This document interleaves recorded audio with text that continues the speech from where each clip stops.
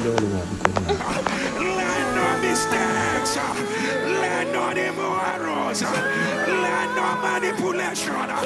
Dry off, dry off, dry off, dry off, dry off, dry off. Our journey started August 2020. My wife was pregnant and we were about to relocate to Canada because we got a Canadian PR. It was 5 days to the travel date, which was supposed to leave the UK. That same week, I listened to NSPPD. Pastor Jerry was crying. He was crying heavily. I've never seen a man cry for a pastor cry for the people like that. It was on Wednesday, the 24th of 8, 2020. I felt with prayer in my heart. It was as if the prayer was channeled towards me. The next day, my wife started having a serious pain in the waist region. And all through this time, the pregnancy had been smooth, no issues, no complication, everything was absolutely going well. I called the emergency unit and explained to them.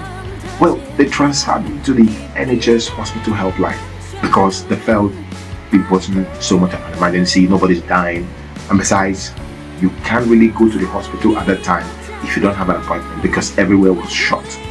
When you come, you first of all show an appointment letter, and I had no one. Well, finally, when the staff picked up the call, she asked me the questions. I told her exactly how my wife was feeling. Oh, she said this is normal with pregnancy, and women feel like this sometimes. I should just massage her waist and she should drink paracetamol. My wife said no. I said no, this is not normal. We've had a baby before, so this is not her first time of having a baby. But they told me, oh, this is not an emergency, that is only what is available for now. I should just massage them and massage her and call them back if the issue continues, but just get paracetamol. My wife was in agony. I called and called back. The call didn't go through. That was the worst mistake I have ever made, because that one call cost my family all the pain we went through. That one call, because I would have just drove to the hospital like that and I would have just started screaming. Someone definitely would come. Someone would come. Sometimes we as migrants might not have the best words to explain our situation. So what usually happens is the person on the other side would give a random or presumptive diagnosis based on what they could gather from what we have said. Well, the whole night we could not sleep. So I'm saying, if you're a pregnant woman in the country, because there's been high rate of mortality rate of black pregnant women, or the case, because sometimes they don't have the best words to explain. Just like in my case, I didn't have the best words to explain. We didn't know how to put that in. If it was a white person, it might be different, because they will have the right terminologies to analyze or explain the pain. But we just said, oh, the pain on the way. So probably that is how they perceive that kind of pain. So please, go to the hospital. If you're pregnant, if there's anything, go to the hospital. Don't leave until they attend to you, until you're convinced that you're fine. If not, don't leave there. Well, the pain continued all through the night. We didn't sleep. I waited because I am short-sighted with astigmatism, so I had to wait. Driving at night is not my best driving time, so I had to wait to go to the hospital in the morning, because I was like, I don't care, I will take my wife to the hospital. We could not sleep all through the night. As she stepped out of the bed to go to the bathroom to ease herself, that was around 6:30ish in the morning. It seemed like the baby's hair started coming out, something started coming out of her. I have never in my whole life seen something like that. Since then till now, the trauma have not left me. I still, as I'm talking about it, I'm having goosebumps. The image have not left my head.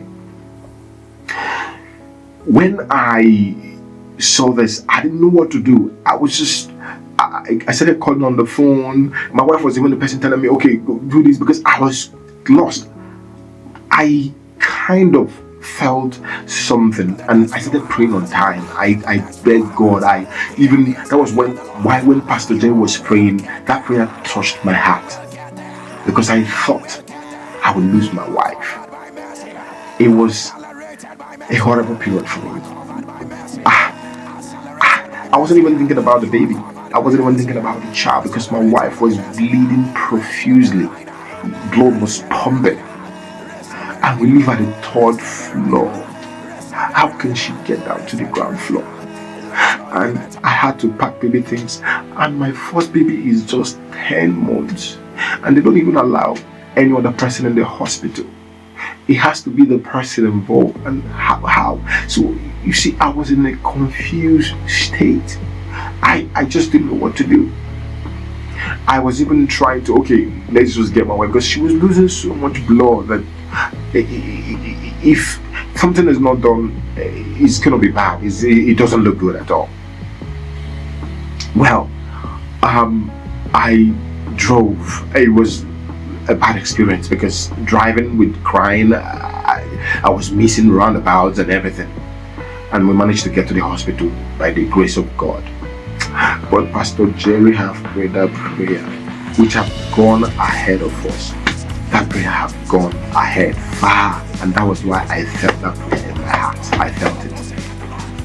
Well, the baby wasn't even moving. Nothing was moving. I saw all the doctors in the hospital landing in my wife's room. You know, when I've never seen the amount of medical practitioner or the amount of attending to a person.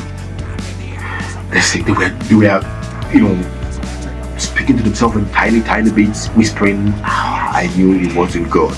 It wasn't good, actually. Well, I started calling Pastor Jerry. You saw this thing before the day you saw it. And immediately, I just say that contraction, like there was movement, and he didn't even think that contraction started. The next thing, it was like the world wants to collapse. They had to start fixing all the machine in my wife's body, everything, all the everything. Well, she delivered our son. Our baby was delivered at 25 weeks plus gestation. He was weighing 750 grams. And because of this, there was, complications, and inpatient neonatal care was needed at intensive care unit. Well, one important thing to mention in this journey was that I felt Pastor Jerry being with us, and in fact with all the NSPPDs at that time all over the world. I felt that prayer in my bone. I felt that prayer in my bone. Through that difficult time, Pastor Jerry cried with us. I cried. There was no tears. I didn't know that this tear gland and the eye can produce that much care. I would cry every day. I would cry. My wife is admitted. My baby is admitted. I have a 10-month-old. I didn't know where to start my life. I lost everything. because I couldn't coordinate. I couldn't hold myself. I was just, trying to do all I could. But Pastor Jerry was crying alongside me, was praying alongside me during that difficult time. Well, after everything, I had to find a way to put back, because at that time we've given off our accommodation because we were supposed to be traveling to Canada. But long shot, the prayer that Pastor Jerry was making, the decrees was coming back to back in that 2020. There was a roaring. I don't know Pastor Jerry before, but I saw something like coming rising from inside of a man in a way I've never seen it before. Sir, people celebrate you one day, 1 week. My family celebrates you 1 month. We keep praying for you, because if it wasn't for the intercession of your prayer, sir, there was no faith. It's all gone. But when I see you, I can pray. When I see you, I can trust in God again. When I see you, I know that this affliction will not last forever. That there is an end to this affliction. Well, this is how we started our neonatal intensive care journey, because my son spent 6 months. It was 6 months of pain, 6 months of negative news, 6 months of there is no disability in this world I did not hear. The most challenging complication at that time was that my son had a large bleeding in his brain, which led to an accumulation of cerebrospinal fluid, CSF, at that time, putting his brain under high pressure, hydrocephalus. I can't continue from here, but in the next episode, I will break down step by step our neonatal intensive care journey, because it's a lot to discuss in one video. But thank you, Pastor Jerry. Thank you, man of God. May the oil on your head never run dry. People say, there is an ocean of oil. It was you, God, through you, kept us. August every year is a special month for my family. Thank you, sir. Well, I will see you guys on the next video, where I will analyze and explain what we went through in the neonatal intensive care unit. Thank you so much for listening. God bless you. And if you have any challenge, or if you're going through something, today is all in the past. But I have to say and narrate this because prayer is important, and God used the man of God to intervene in our case.